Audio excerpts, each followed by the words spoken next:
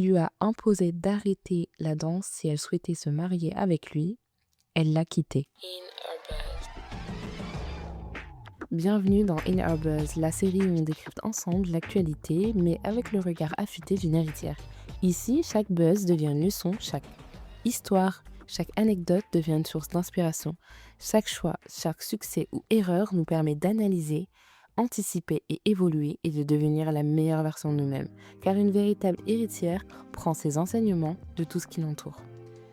Aujourd'hui, on va parler de Karma. Oui, Karma, la candidate dans la version orientale de Love is Blind, alias Love is Blind Habibi. Et si t'as suivi, tu sais que cette femme a fait un choix aussi courageux que controversé. Celui de ne pas poursuivre une relation qui menaçait sa passion, la danse.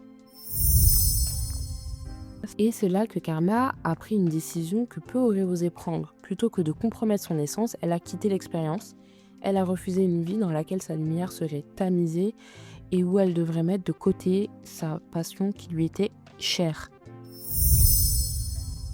Le choix du respect de soi. Ce qu'a fait Karma, c'est pas juste quitter un homme, c'est se choisir. Elle a décidé de choisir sa passion, son art, son identité, et c'est là que ça devient intéressant pour nous, héritières. Parce qu'on nous apprend souvent que le couple, c'est un but ultime, qu'une femme accomplit, c'est une femme cassée.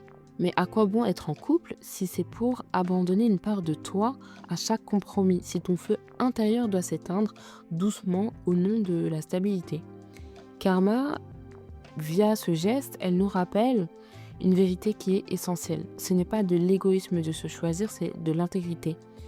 Et c'est pas un caprice de refuser une relation où ton essence, elle est réduite. C'est une forme de maturité émotionnelle. Mais quelles sont les leçons à retirer de tout ça ? Voici 3 grands points qu'on peut retirer de l'histoire de Karma. Dans un premier temps, ta passion est non négociable. Elle fait partie de ton ADN. Donc si quelqu'un t'aime vraiment, il n'essaiera pas de t'en détacher, mais de t'en rapprocher. L'amour vrai, il ne demande pas de renoncer à ce que tu es. Deuxièmement, une relation ne vaut pas ton éclat.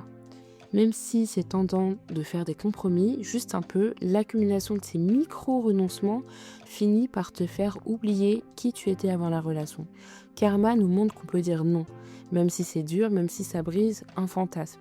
Et enfin, tu es le projet de ta vie. Avant d'être la copine de quelqu'un, tu es ton propre pilier. Et toute relation qui menace cette fondation n'est pas un palais, en vérité c'est une prison. Une héritière ne s'excuse pas de briller. Alors toi qui m'écoutes, est-ce qu'il y a une partie de toi que tu as mise de côté pour faire plaisir ? Une passion, un rêve, une vocation que tu as reléguée en arrière-plan. Est-ce qu'il ne serait pas temps de la remettre au premier plan ?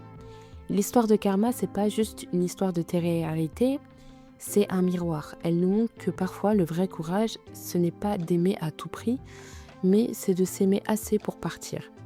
Alors merci d'avoir été là pour ce tout premier épisode d'In Our Buzz. Abonne-toi, partage à une héritière autour de toi et surtout n'oublie jamais, tu n'as pas été créé pour rentrer dans un moule, tu as été créé pour marquer ton époque. Alors prends soin de toi et à bientôt sur l'héritière. Bisous.